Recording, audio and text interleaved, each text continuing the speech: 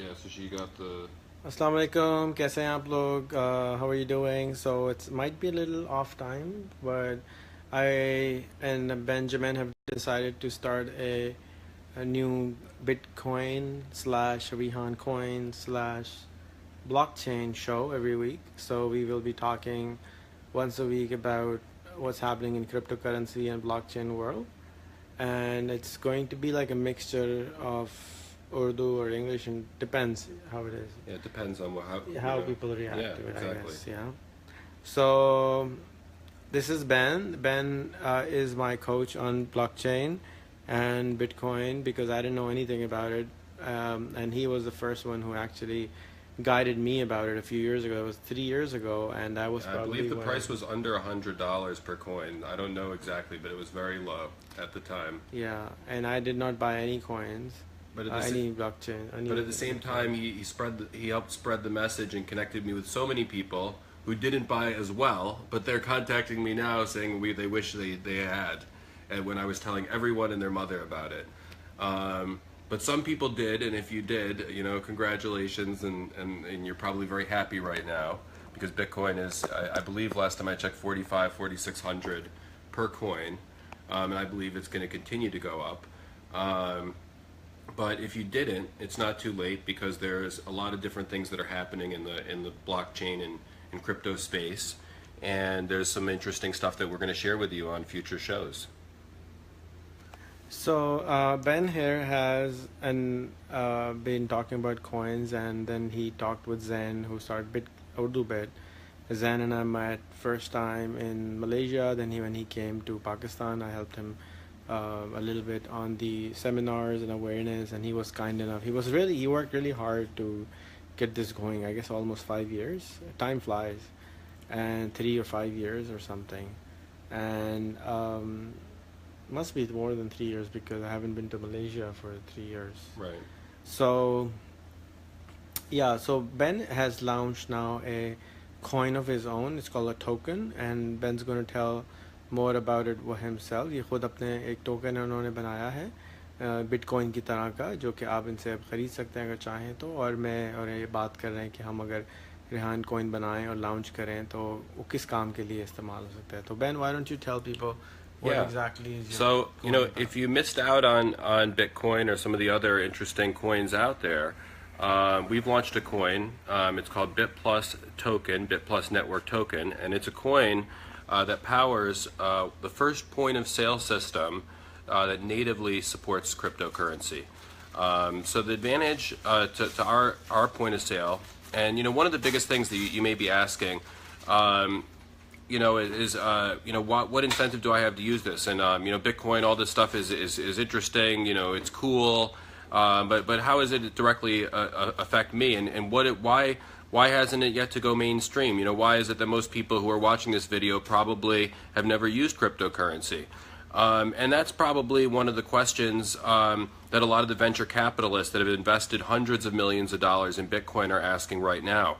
And we developed the first solution to this problem. So one of the things about Bitcoin that merchants should love about it is the fact that the only fees, or cryptocurrency in general, the only fees are transaction fees to run on the network.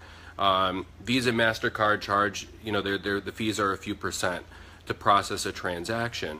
But when traditional merchant services, have sales reps and they have networks and traditional sales networks of people who are knocking on doors, making phone calls, and they're going out and selling the service because that's how the real world works. With cryptocurrency, the only incentive I have to tell someone about cryptocurrency is the fact that I believe that my coins will be worth more money the more merchants that are using the platform. That's the only incentive that I have. There's no profits out there for a company to pay salespeople to go out and sell it. So we developed a point of sale system that natively accepts cryptocurrency, but also accepts as a cash box, barcode scanner. It works like a regular point of sale system, and you can accept Visa, MasterCard, and all the traditional forms of payment. In Pakistan, is it Easy Paysa? In India, Paytm. But we'll support all the traditional forms of payment, but we're also going to reward our users in the native token, which is BPNT. So every time a merchant comes to a store, to purchase a pack of gum or some cigarettes, whatever it may be, they earn this coin on every single transaction. So it incentivizes the merchants to use the platform, and it also incentivizes the customers to shop with our merchants. So that's kind of the idea behind our currency and our token and company, is that it's more like a traditional point of sale system. And part of our sales pitch is we don't mention cryptocurrency until after we've established a relationship with the merchant. So we're competing with all the other point of sale systems that are out there on price and on a number of different things, just making an overall better system than what's out there. And then at the same time, introducing people to these other features where they can accept new forms of payment. But we're doing it after we've already established a relationship with these merchants. So that's our sales pitch, and that's how we hope to get people using cryptocurrency, is going after people who wouldn't traditionally be using it, and we're going to do that through our point of sale system. So if you want to get your hands on this token, there are only two ways that the token can be created. One way is through the pre-sale and the ICO, and we're currently selling tokens at 15 cents US dollars per token, and you can invest in this project. After the pre-sale and the ICO is over, the only way that tokens are created is through proof of transaction.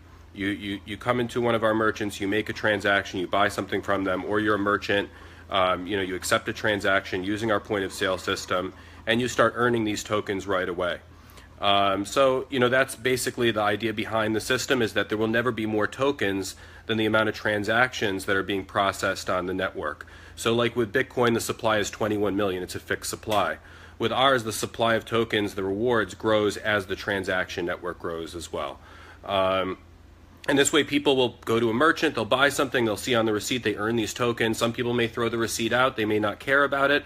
Other people may take an interest in it and go online and redeem these tokens and start using them. And when they see the price go up, which it will, they'll tell other people about it. So it's a good way to get people to using them, and we're putting all of our effort into spreading the word about this project.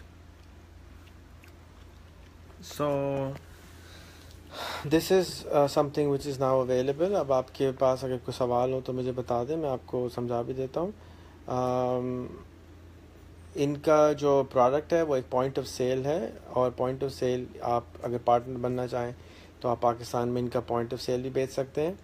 उसके अलावा ये tokens यानी कि coins generate कर रहे हैं. Coin या bitcoin या ये जो है बेसिकली एक टोकन होते हैं, एक कागज़ का जो टोकन है. जिस तरह से कॉइन होता है, जिस तरह से सिक्का होता है, बिल्कुल उसी तरह से ये कॉइन होगा, ये टोकन होता है, और ये भी वो सेल कर रहे हैं. So right now he's offering it for 15 cents a token. If you want to invest, you can buy them between India, Pakistan and Dubai, and you can contact Benjamin directly and buy them.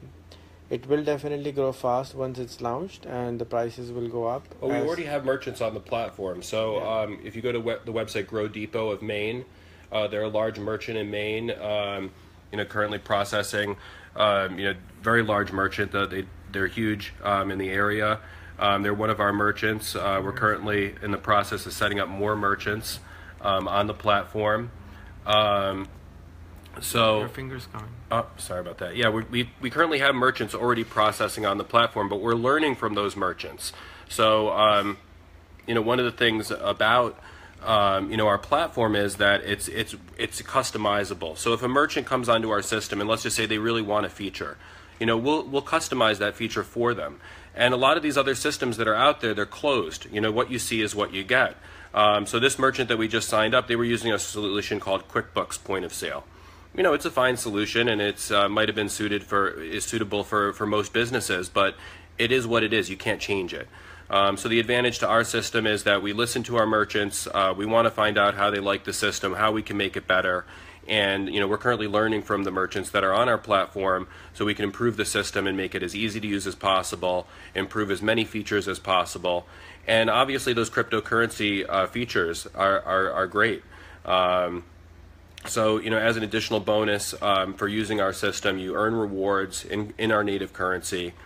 And you can also accept other currencies like Bitcoin, Dash, and we also have a BitPay plugin.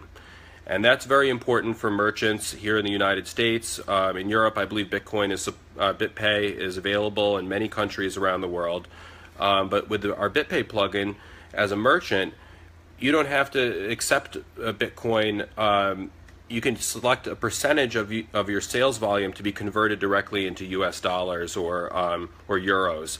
And this way, if you sell a product and you have to pay your suppliers in dollars, and your profit margin might only be 20% or whatever your profit margin is, you can set a percentage of the sale to be settled in fiat currency, and that's what BitPay allows you to do. So for a lot of our merchants, they'll probably be using BitPay, because this is new to them. But our job is to spread cryptocurrency to as many people as possible, and we're doing it through the point of sale system. All right. Do you see any questions yet? Consents we're launching.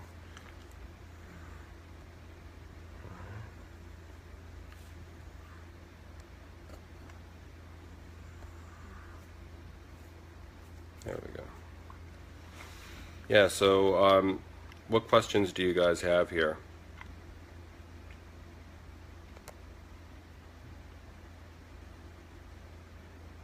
Is this the big end of it right here? Somewhere was asking was bank.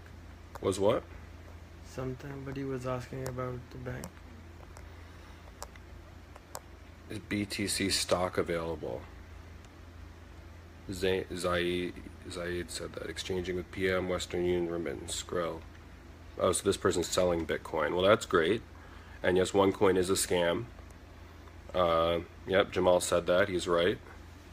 Why is Bitcoin a scam? Well, OneCoin is just like anything. That Bitcoin is a legitimate technology, and there's lots of really interesting technology that's coming out in this space. But anytime you have interesting and technology, you also have people who are going to try to capitalize on the naivety of people. And OneCoin is not a decentralized currency. There's no advantage to using it, and it's set up more like a multi-level marketing kind of Ponzi scheme. So those people who are experts in multi-level marketing that are out to try to, in my opinion, deceive people, and in a lot of cases with these MLMs, they want you to do it to your friends. So I personally don't want to do anything that I can't stand behind, and I don't think OneCoin offers anything of value to anyone. But it's a shame because people associate that with Bitcoin, and from what I understand, the regulators in Pakistan have associated OneCoin with Bitcoin, and that's because they don't know the difference, and that's unfortunate. So, it's really important that we live our lives with integrity, and it's important that that we don't deceive people. And I think that the people behind OneCoin are offering something that's not legitimate, and they're outright deceiving people, and I think that's wrong. But Bitcoin is interesting. I recommend everyone should own Bitcoin, and there's a lot of interesting stuff out there. But you got to do your due diligence. You got to read about it. You got to learn about it. You got to look at the members of the people who are involved in the project, and that's very important.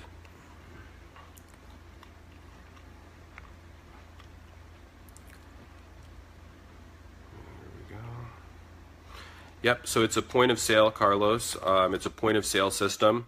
It's a touchscreen system, but you can use it on any computer as long as there's a web browser, so you don't have to use the touchscreen. You could run it on a Chromebook. You could run it on an industrial touchscreen setup. You can find more about the project at bitplus.network. How do I see Monero in the next couple months? Honestly, I don't follow that project. I'm really busy with BitPlus. So I'm probably not the best person to answer that question.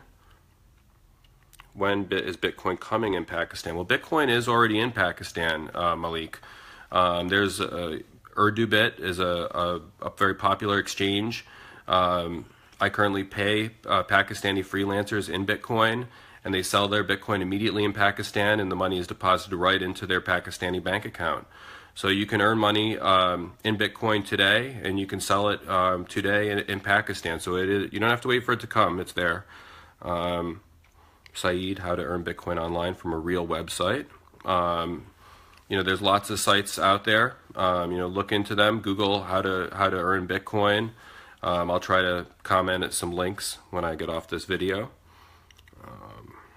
First Coin is authentic. Mohammed, I don't know anything about First Coin. Jamal, is Bitcoin illegal in Pakistan? I don't think it is illegal, but it may be gray area, just like it is in many parts of the world. Jamal, I'm sending you details. Good. How to buy Bitcoin in Pakistan? Well, you can go on localbitcoins.com, which is a very popular site to buy Bitcoin all over the world. You could buy Bitcoin from several different exchangers, and you can buy Bitcoin on urdubit.com, which is a very popular Bitcoin exchange in Pakistan. Why American government don't accept Bitcoin, Abdullah? Well, they don't have any reason to. Most merchants do not accept Bitcoin yet, and hopefully that will change in the future, but the government may be the last to adopt this technology. Who knows? Carlos, POS system, yeah. How a person can launch their own coin. Well, if you want to launch your own coin, there's lots of resources available, and you can Google that. You can send me a direct message, and I can tell you more about how to do that. So Jamal Salim, do you know Jamal? No.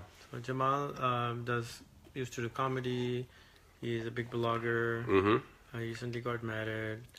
So Jamal, we are thinking to make a Rehan coin, and we are thinking how to make it, what should it do, why should we make it. Mm-hmm. So one of the reasons for this broadcast today was to see the value of launching another coin, why should we do it, what's in it for us, what's the advantage and disadvantages. So if you have any ideas on that, please let me know, and anybody else who's listening. Why don't you tell the process of launching? Yeah. So Ethereum is a platform for smart contracts, and anybody can launch a smart contract on the Ethereum blockchain.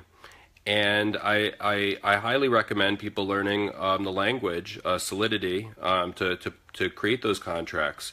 But you can create a contract. You can create kind of the rules in terms of how the coin operates and what it does. The supply of how many of these tokens exist, Mm-hmm. and you can create this contract. Now, whether or not it will take off, that's a different story within itself. What's the purpose of the coin? I was thinking, maybe to incentivize people to to add friends or to do things, to maybe shop at merchants. Who knows what the purpose is just yet, but it's definitely something that could have some potential. But that's what we want to hear from you. What ideas that you have and how we could come up with something that's a good question. Yeah. Alis Aslam. If I get money in the form of Bitcoin from consumers in the UK. Can you say it loudly? Yeah.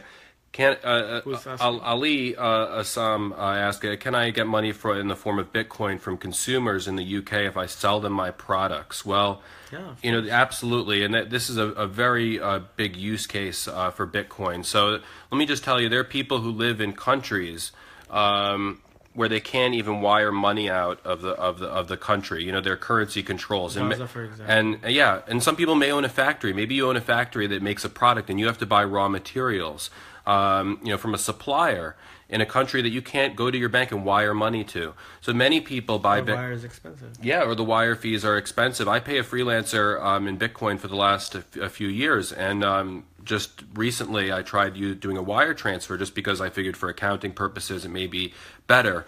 I sent a $200 wire, which is small for a wire, but at the same time, by the time he received the money in his Pakistani bank, he only got 140 after all the currency conversions and the fees. So in any use case, it's great to use cryptocurrency, as a means of exchange, between people in different countries. But there are people who use it as who use it as a matter of necessity because they can't wire money out of from their bank account. There's no way for them to do it, so they buy Bitcoin. I have a friend of mine in Venezuela, and in fact we crowdfunded his flight out of Venezuela to Chile through Bitcoin. And in fact, people pay a premium for Bitcoin in Venezuela. You have a situation where there's hyperinflation. You go to the grocery store, basic needs like toilet paper or food supplies are 500%, 1,000% more than what they should be. So people are hoarding these Bitcoins. They're buying them up. They're using it as a way to get money out of the country. They're using it as a way to solve their problems. And oftentimes, sadly, these problems are created by the government or created by the regime in power. So in order to understand, Bitcoin, in order to understand these cryptocurrencies, it's really important for us to understand the problem.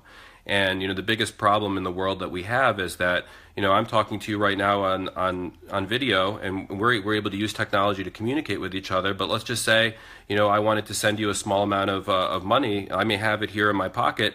We don't, the only way to do that right now is with cryptocurrency. So it's solving a really big problem that a lot of people face. And, one of the freelancers that I was working with, before he found out about Bitcoin, he had a fake PayPal account because people are smart. They figure out ways to solve their problems. So there's always ways of circumventing things. So it's important, obviously people in Pakistan should be able to have a PayPal account. There's no reason why they shouldn't. But as long as there are these geopolitical issues, as long as companies in Pakistan, in the United States are not accepting of Pakistani customers. Let's not go there. But yeah. So if somebody wants to have a Bitcoin wallet, what do you advise? Like I installed this app yesterday. What was that? Yeah, Mycelium is a great wallet for Android, but a multi-currency wallet is there's an app called Jax for Android, and it may be more popular with people because it supports a number of different coins other than Bitcoin. How do you spell Jax? JAXX. And I've been using Mycelium wallet for a long time. So if I start paying my office salary, say $100 in Bitcoin, how much do they get if I send $100? What do you mean? Yesterday you said there's a transaction fees? Yeah, so the Bitcoin network there's a scaling debate that's been going on because it's decentralized. So I don't want to understand that. There are small fees, a couple dollars to send a transaction. If I send you $100 right now, you will not get $100. Well, if you would incur the fee on your end, so I would get $100, but you would pay like a $3. Why? To whom? You'd be paying it to the network. So the fees. Which network?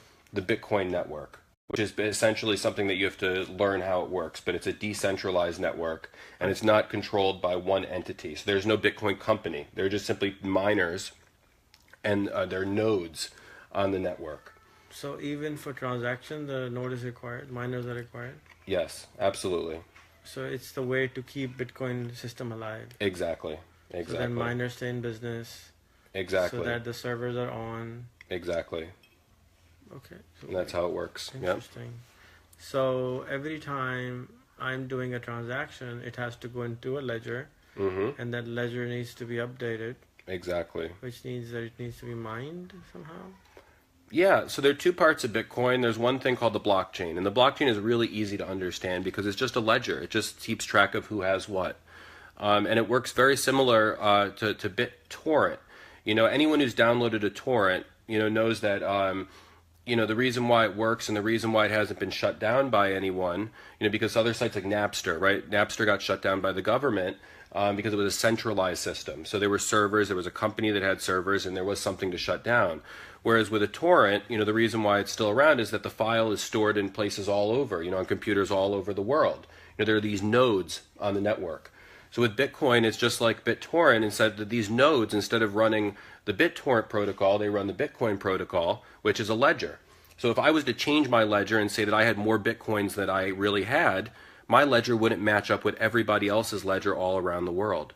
So it's just a shared ledger that's a way, just like human beings are trying to create systems that, are tamper-proof, that prevent people from kind of manipulating them. This is kind of the next generation of systems that is perfectly secure, but it's strength through numbers. The fact that there are all these nodes all around the world, and the ledger is very secure. But the mining, So what you're saying is that I can set up a mining center also. Sure. If I wanted to. Yep. And if I have cheap electricity or something, I can. If I can set up a server farm. Yep.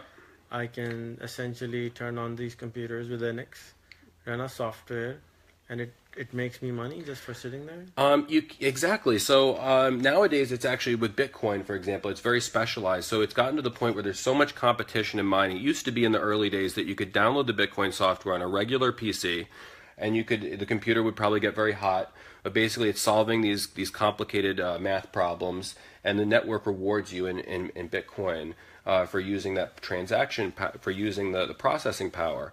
Nowadays, it's so competitive that they actually develop specialized computer chips, specialized computers that just mine Bitcoin. So they're so efficient at doing just this one thing, and they're very expensive too. So for regular people, like even myself, I don't run a mining operation. Just like I'm sure there are people who buy and But sell. you also don't run a chicken farm, so it doesn't Exactly. mean everybody has to do everything. Exactly. So even with gold, there are only so many people who want to go out there with a pick and shovel, but there are plenty of people who want to own a little bit of gold. So you don't have to mine Bitcoin, and even if you were mining Bitcoin, you'd have costs associated with mining. So, you'd have to pay your power bill, you'd have to pay for all this equipment, and then you'd only be able to save the Bitcoin, which is the profit. So you'd still have to sell your Bitcoin, to cover your cost of your mining operation. So I met someone who is running like 12 servers in Karachi. hmm He says he makes $1,000 a month, Yeah. which is not a big deal, but it's still his savings. Yeah. And then there's another guy, he was telling me in Okara, another very small town that has like 500 computers sitting there and doing mining. I was like, what? Yeah. Well, there are huge operations, even with warehouses and millions of dollars invested in mining. There's public companies. John McAfee, the famous guy, created McAfee antivirus. He runs a public company, and I think that what they do is invest in Bitcoin mining. I think that's their primary business. So there are a lot of people who take this seriously. They've invested a lot of money into mining.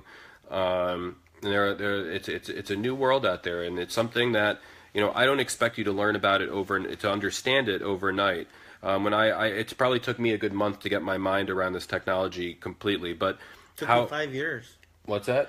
Took me 5 years. Right. It took I me. still don't understand it. Yeah, so it takes a little while to get your mind around it, but you learn about it by using it. So how I learned about it, someone sent me a small amount of Bitcoin, and for someone who's been in a situation where my PayPal account, was frozen because they wanted to verify some information.